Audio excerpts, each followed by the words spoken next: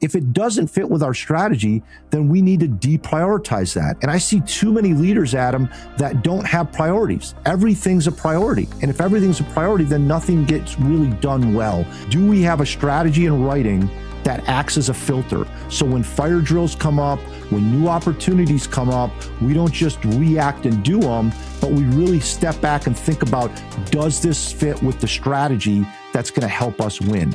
Welcome to Start With a Win, where we unpack leadership, personal growth and development, and how to build a better business. Let's go. Coming to you from Area 15 Ventures and Start With a Win headquarters, it's Adam Contos with Start With a Win. Rich Horwath is the founder and CEO of the Strategic Thinking Institute, where he helps executive teams think, plan, and act strategically to create real advantage in their businesses. He's a New York Times, Wall Street Journal, and USA Today best-selling author, 8 books deep, and has been called the world's foremost expert on strategic thinking by Chief Executive Magazine. Rich has coached and trained more than 250,000 leaders worldwide. He's been featured in Fast Company, Forbes, and Harvard Business Review, and he appears regularly on major networks like ABC, NBC, CBS, and Fox to talk business strategy. Today, we're digging deep into what it actually takes to think strategically in today's chaotic world and how you can use that mindset to start your own day and your team with a win. Rich, welcome to Start With a Win. Thanks, Adam. Great to be with you. Hey, you're kind of the guy when it comes to strategic thinking and business strategy. You have a great background in doing this and a lot of experience. So I'm really excited about talking to you today because, without strategy, we really have no map to get to where we want to go. So how did you get involved in strategy and strategic thinking? Yeah, Adam. So I'm going to date myself a little bit here. About 25 years ago, I was working for a marketing firm and I was basically writing strategic plans for clients. And we had an offsite meeting, a typical 2-day offsite meeting. And we had a coffee break. And one of the managers came up at the break and said, "Hey, Rich, I just had my performance review with my manager." And she said, "I'm way too tactical." She said, "I need to be more strategic." He said, "How do you do that?" And so, Adam, this is about 25 years ago. Most of the books on strategy were really about kind of corporate strategy, business unit strategy, but not really anything for the individual leader to be more strategic day in and day out. And so that was really my light bulb moment to say, hey, this sounds like a need that a lot of folks have that I'd be interested in trying to research. So I spent a bunch of years researching, writing, and then really starting to put some concrete frameworks and tools around what it means to be strategic. Awesome. I'm glad you said that because it seems like strategy, the word strategy or strategic, is such a buzzword in so many different conversations in business. How do you define it in a way that actually drives action? Yeah, Adam, you've probably been in the same rooms I have where, you're in a meeting and everybody starts putting strategic in front of every word. Well, we need strategic goals and strategic objectives and strategic big rocks and strategic. So it gets kind of crazy. And so, what I like to do is go back to let's think about what is strategy. And strategy actually started in the military arena thousands of years ago, back with Sun Tzu, the Chinese general and philosopher, had the writings, which became the book, The Art of War. And really, we can define strategy in lots of different ways. And actually, in the literature, over the last couple of years, there's 91 different definitions of strategy, which is crazy. So what I like to define it really simply as 3 words: how to win. And so when we think about how to win, it's really what's your plan that's going to get you from where you are today to where you want to go. A good example, Mary Barra, she is the CEO of General Motors, and she took over back in 2014. And when she came in, they were coming out of bankruptcy. They had a lot of issues. And she said right away in her first press conference, she said, "Look, we're here to win. We are not going to win by being all things to all people everywhere." She said, "That's not strategy." I think that was a great comment because, again, I think we get so caught up in activity for activity's sake that we forget to step back and think about strategy, which is really how to win. Awesome. It seems like it is an undefined, overused word for sure in the corporate environment, as well as, I guess any organization comes down with their strategic plan and strategic directives and strategic initiatives, and just, I don't know, it just like stabbed me in the face with my pen type situation. But right. I mean, the reality is we're trying to get stuff done here. And, there are a lot of mistakes that leaders make in trying to lay out the strategy. So let's start with some of the wrong things that people do when it comes to laying out the strategy, or, they miss a point, or there's just this squishy area that never gets addressed or anything of that nature. So I mean, tell me, what do you see in the complications with developing strategy in the corporate environment, or with leaders who have not been trained on how to become strategic? Yeah, it's a great question. And one of the things I'd say initially is David Novak. He's the former CEO of Yum Brands, includes popular companies such as KFC, Pizza Hut, and Taco Bell. One of the things he said when he was retiring from Yum Brands, he said, you've got to take time to reflect. He said, it's the stillness that leads to the action. And I'd say that's the biggest mistake that most leaders make, is because we want to be effective. A lot of leaders are type A people, get stuff done, and that's important. But we also need to take time to reflect on, what are we doing? Why are we doing it? And how could we do it differently or better? And so I would say that's the one thing I'd really share with folks is, are you taking time to think? Because the reality is most of us are reacting instead of being proactive. You get up in the morning, we've got our phone, there's text messages, there's emails, there's voicemails. And so immediately we're on defense. We're reacting to everything. So I'd say the biggest mistake is, as leaders, we're not being proactive. We're not on offense. We're not really taking time to think about what are the important things, and are we doing those versus the stuff that's just urgent. Interesting. Let me ask you about this other concept as well. And I 100% agree with you there. Everybody does become so reactionary and just doesn't stick to the game plan.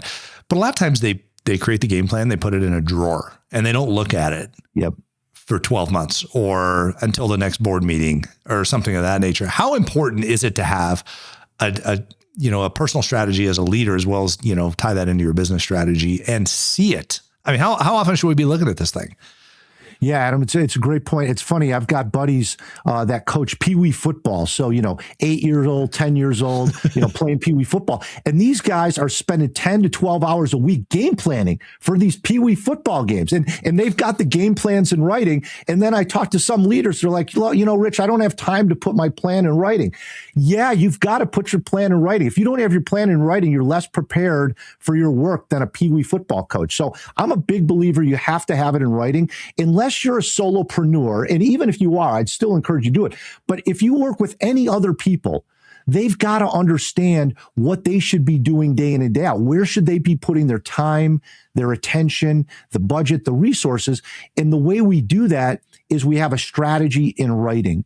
And so we've got a strategy in writing. And typically I like to see it as a 1 or 2 page game plan or blueprint, whatever term you want to use, but it should be pretty condensed.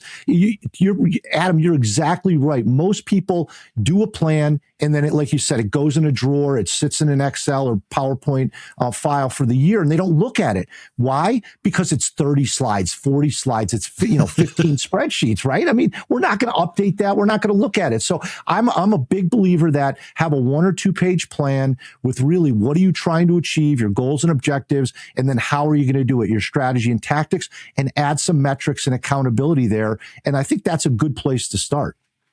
Awesome. And let's, you talk about goals and objectives, things like that, so, and you also mentioned strategy versus tactics earlier. Mm-hmm. How do we put this thing into play? I mean, we've got to have execution and action instead of just something fun that's written on the wall. So, how does that transition work? How do you teach leaders to, and really not scare employees away by doing so, where everybody's marching to the same drum? Yeah. It's a really good point, Adam. One of the things I see a lot of times is people are like, strategy's not my job. I get strategy from the brand team or the CEO, and people abdicate that responsibility. But the reality is every one of us is a strategist, because we all have time, attention, talent, and budget. And so how we use those resources every day is our strategy. And so we can have whatever we want written in the PowerPoint deck, but how we're using our resources every day is really our strategy. So, to make it super simple, I ask every employee, every leader to answer two questions. What are you trying to achieve? And how are you going to do it? So the what question, what are you trying to achieve? And then the how question, how are you going to achieve it? And so the what question, and again, I use a GHOST framework, real simple. Goals and objectives answer the what question. Goal is generally what you're trying to achieve. Objective is specific. So you're going to put a time frame and a metric, a number on it. And then strategy and tactics answer the how question. Strategy is generally how are we going to get there? And then tactics are the specific, tangible things that we're going to do. So to your point, Adam, I mean, the way that we make strategy into execution is everybody has an answer to those two questions for their job. So what am I trying to achieve this week, this month, this year? And then how am I going about it? And again, as we go throughout the year, the key that you touched on is we've got to be updating that. So once we've achieved a goal, we take it off. If the competition has come in and done something different, then maybe we need to change that. So back to your earlier question, which is a great one, I would say at least every quarter, if not every month, we need to look at our strategy and say, okay, are we doing the things that are going to help us win? Yeah, I mean, I remember when everybody was talking about annual planning and annual strategic meetings and stuff like that, and then Google came out and said, no, we only do it every 90 days. Yeah. So I mean, is that a good pace, you think? I mean, I believe an annual strategic meeting is a waste of time because all you're doing is blowing off the dust and remembering what you didn't get done in the last 9 months. So, I mean, what are your thoughts on that as far as do you set your consulting clients through a frequency and then require they stick to that, or what do you typically do for a time frame? Yeah, it's a key idea. This idea of 90 days, 1 quarter, because that makes strategy much more action oriented. To your point, if we've got a 1 year, 3 year, 5 year plan, strategy feels like it's inert, like it's a rock. I mean, we're not doing anything with it. In my world, strategy and action have to blend together. And so to your point, I like every 90 days. I actually recommend, to your point, instead of just doing one big annual meeting, I like to recommend folks do a strategy tune-up. Just like we get our cars tuned up, our trucks tuned up, every couple times a year, get the oil changed, the filters checked and tires rotated, stuff like that. Same thing with the business. So every 90 days, I'd recommend spend 1 to 2 hours as a team and talk about what's working, what's not working, what's changed from a customer, competitor, market perspective, and then are the strategies we have still viable? And if they are, great. And if not, then let's make some modifications. And it's a great point you bring up, Adam, because if strategy is only happening once a year, like a birthday, where there's a lot of signage and fanfare, it goes away, then we're not going to be updating it during the year. And if we're not updating it, then we're potentially losing the opportunity to be successful. McKinsey came out with really interesting research that showed the number one driver of revenue growth. So we're all, most of us that are for profit want to make more revenue. The number one driver is the reallocation of resources throughout the year from stuff that's not working to stuff that is working. So to your point, Adam, if we only reallocate resources and do our plan once a year, we're way behind from a reallocation standpoint. Awesome. And I mean, here, Gallup talking in the Q12 survey, they talk about engagement, things like that. 70% of the impact of employee engagement and the results of an organization are because of middle management. Yes. How are we missing middle management with strategy? Because it seems like they just show up again and they're like, I'm protecting my team. I'm gonna manage my team, but it seems like strategy fails to filter through middle management. How do we fix that as a leader? Yeah, it's a great point. There's a lot of people thinking that, middle management is tactics, upper management is strategy. But again, I do believe that I've seen organizations where people set strategy at the C-suite level, the VP level, but then I talk to the middle managers, the frontline managers, the sales reps, and they're not doing it. They're selling on, selling on rebates. They're selling on lower price when the strategy is we want to be a premier brand, a premium brand in the market. it, but what's happening in the day-to-day doesn't marry up with that. So I'm a big believer that senior leaders, when they're setting strategy, let's say every 90 days, you bring in a couple middle managers, frontline managers, sales reps, people from HR, finance, some of your high performance, high potential people, and you have them involved in those conversations. Because if you involve those people in conversations, now they're going to be much more engaged and they're going to be much more committed to executing the strategy. If we just hand strategy down like the 10 Commandments, then people are going to be like, well, yeah, maybe I'll do it, maybe I won't, but there's no buy-in. And so the research shows that if you give people a why, here's why we're doing it, you sit them down, you have a conversation, you get their input, the buy-in level goes from 60% to 93%. So that's a huge jump. So all the leaders out there, I would really challenge all of us to think about, are we engaging people throughout the organization in conversations about the key business issues? People are hungry to talk about that, Adam, but we're not always giving them the forum to do it. It seems like they want to participate in it. They want to feel the value of being part of something greater in the organization. We just build these firewalls in the organization for some reason that prevent them from doing that. And that takes me to, you mentioned the word culture and buy-in and things like that. Mm-hmm. We've all heard the term culture eats strategy for breakfast, which I think is, it's not binary here. It's not one or the other. But obviously we need to have a good culture in order to absorb and pursue the strategy. How do you get over, bad culture, good strategy, or bad strategy, good culture, things like that? How do you merge those things too in your consulting so that both of them flow together? Yeah, Adam, I love the way that you put that it's not binary, it's not one or the other, because I believe that same thing too. I mean, I've worked with organizations that had great culture, but no direction. And, they're just wandering. And then you've got companies with really good strategy, bad culture. Think about the Enrons of the world back in the day, right. that blow up, right? Because, and it's interesting too, the last couple of years, the number one reason that CEOs and Fortune 500 companies have been let go, it's not financial performance and strategy. It's more the emotional intelligence and the lack of leadership and being an ethical leader with strong character. That's been the number one driver. So it's a really key thing for leaders to think about is strategy and culture. And the way that I think about it is strategy is really setting the direction to win. And then culture is really what are those 3 to 5 behaviors that are going to drive who we are as a team day in and day out. Because culture is basically, what are our core values, but then that's manifested in our behaviors. So I'm a big believer that culture needs to be, like you said earlier, I mean, it's not just a statement on the wall, our mission is X or Y, but it's really as a leader, what are the 2 or 3 or 4 behaviors you want to see from your people day in and day out? Do you want to see risk taking? Do you want to see innovation? What are those behaviors and what does that look like? Oh, totally. That's a great point. I guess a lot of it's coming back to this concept that you've really talked about, where strategy is a mindset. Mm-hmm. And I really love that. It's mindset, not a meeting. And, we're trying to make strategy and mindset, not just in leadership, but throughout the organization. It comes down to the boss saying that, providing clarity on it.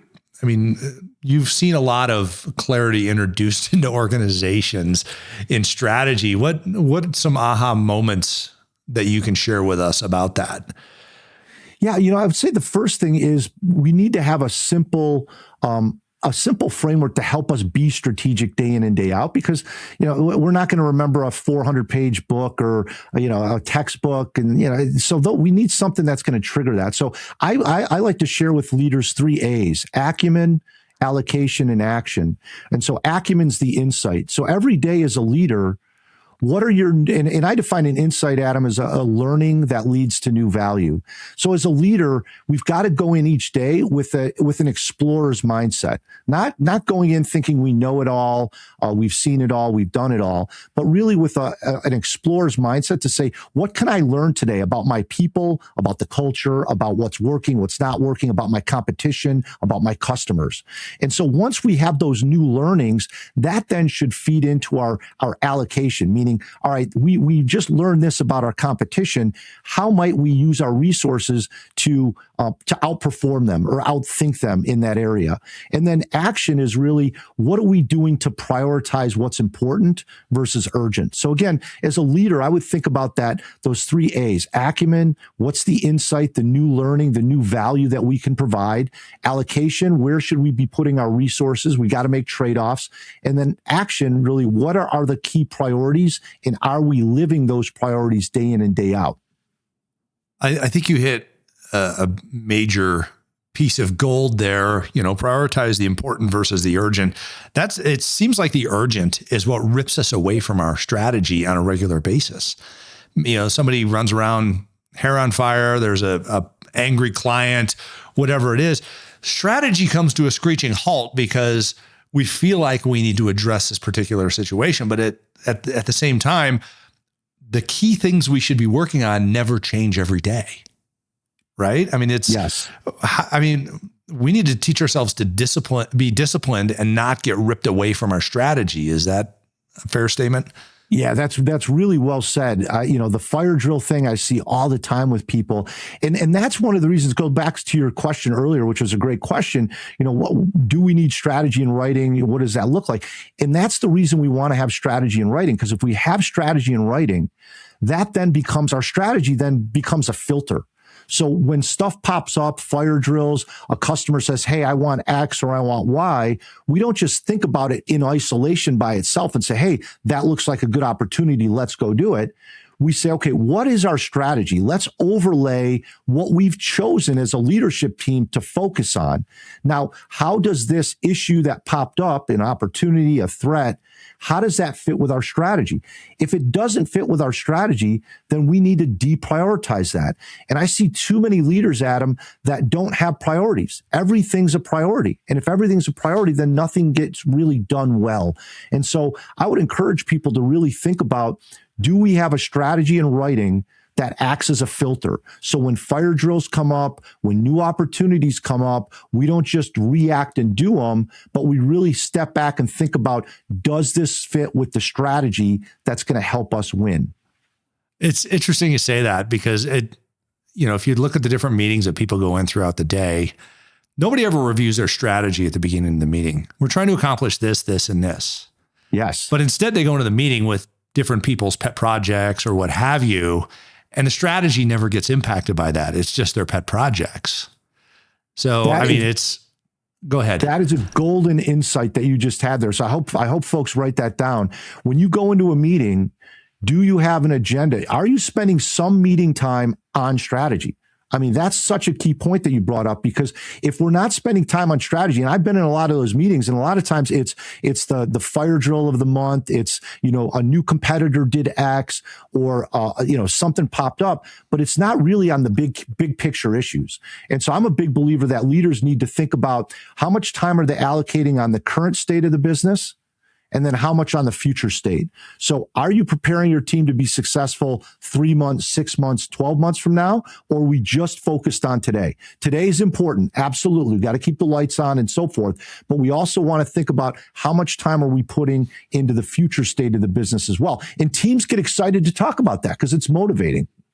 Oh, yeah. I mean, frankly, I feel like we're in a strategy therapy session right now with that. And, listening to you talk about the fire drills and things like that, it seems like, all right, you have a week of fire drills. You've just taken and massively changed the culture, and not knowing it, you've changed a strategy of your organization because you veered away from it most likely during that time. And unless you pull out the strategy document and reset yourself to, what are we here to do? You're not going back to that strategy, it seems like. Yeah, exactly. And, back to your point earlier on culture, one of the behaviors then that you see manifested that maybe you don't want is we're reactive. We're hyper reactive to fire drills. And that is a behavior that is prominent in a lot of organizations. So if we have that habit, it starts at the top. So as leaders, if you're reacting and you're kicking stuff to your leadership team without filtering it and everything goes to them, and hey, take care of that and do that, even though it may not fit with the strategy, then you've built a culture around reactivity. And so that's probably something that's not going to be as productive moving forward. Awesome. Hey, so, to kind of wrap this up, we've talked a lot about, strategic direction, things of that nature. What's a habit that you see in key organizations or in key leaders that really help them stick to and accomplish their strategy? Is there a particular habit or a particular process or something to read into the organization, something like that you're seeing consistently that is causing the wins? Yeah, there's a couple, but the first one I would mention is this idea of scoring interactions. And what I mean by that, we're all fans. A lot of people out there are fans of football and baseball. I mean, and if they played without a scoreboard, we probably lose interest at some point. But so I like to have leaders, take a couple weeks and just walk around with a note card or even on your phone. In every meeting that you go in, score it on the level of value that meeting or that interaction, that one-on-one you had with somebody, the conversation around competition, score it from a scale of 0, no value, 3 to high value. And after a couple weeks of doing that, you see very quickly where you're wasting time, where you're wasting energy on stuff that's continually a 0 or 1 on value to you or to your team. So that's one habit I see is people, once a quarter, taking a week or two and just scoring their interactions, their meetings, all of the things that they put their time to say, what am I doing that's valuable? And what am I doing that's not valuable? And if we can start to change even an hour or two a week, boy, that winds up being 50, 100 hours a year where we could be spending more time on productive stuff. Wow, that's great. I'm writing that down. Yeah, that's fantastic. So, this has been really insightful. There's a lot more to learn about strategy. And Rich, you've done a great deal of work around this between the books you've written and the information you've put out there. Where can people find you and learn more about strategy? Yeah, Adam, I'm a big believer in sharing as much free stuff as we can. So I've got a website called strategyskills.com. So strategyskills.com. So I've got lots of free white papers, videos, audios, infographics, a lot of stuff to help you get started if you feel like you or your team aren't thinking strategically or don't have good direction. So I would definitely point folks in that direction. And a lot of what we've talked about is in my last book, Strategic, which came out a couple of years ago. Again, just trying to help leaders, think about how do we win on a regular basis. Awesome. Yeah. So make sure you check out strategyskills.com, everybody, as well as Rich's latest book. He's got several of them out and they're all really good, frankly. And also has a YouTube channel, Instagram, X. You're all over the socials. So everybody make sure you check out Rich online. Rich, I have a question I ask everybody on Start With a Win, and that's how do you start your day with a win? And maybe it's strategic. Who knows? Yeah, it's a great question. As I followed your podcast, I was hoping I would get this one too. So one of the things I do in the morning, Adam, to start my day is a mental workout. And a lot of us do physical workouts. The average CEO works out 45 minutes a day physically, but a lot of leaders like ourselves don't necessarily do a mental workout. So it's real simple in nature, just takes about 3-4 minutes.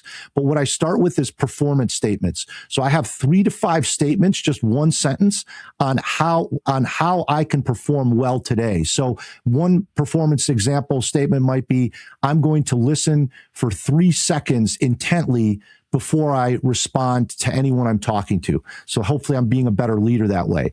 Then after spending a minute or two on performance, about a minute on performance statements, then I do spend about a minute or two on visualization. So I think about what meetings I have, if I'm doing a speech that day or a workshop, what do I have going that day? And then I visualize myself in those meetings, in those situations, performing hopefully to the best of my ability. And then finally, I end with one or two identity statements. Who am I? So one identity statement might be, I'm a tenacious competitor who helps leaders perform to their best potential. That might be an identity statement. So again, it's just a way each morning to help me reset on, who I am and who I'm trying to serve. I love that mental programming. And really, I mean, that is your strategy for the day. It's fantastic. Yeah. So that works awesome. Rich Horwath, this has been an amazing conversation about strategy. You have really enlightened our audience and myself, frankly, and I've been a student of strategy for many decades. This has been fascinating. So we appreciate all you do. Thank you for being on Start With a Win, and we look forward to talking to you next time. Thanks, Adam. Really appreciate it.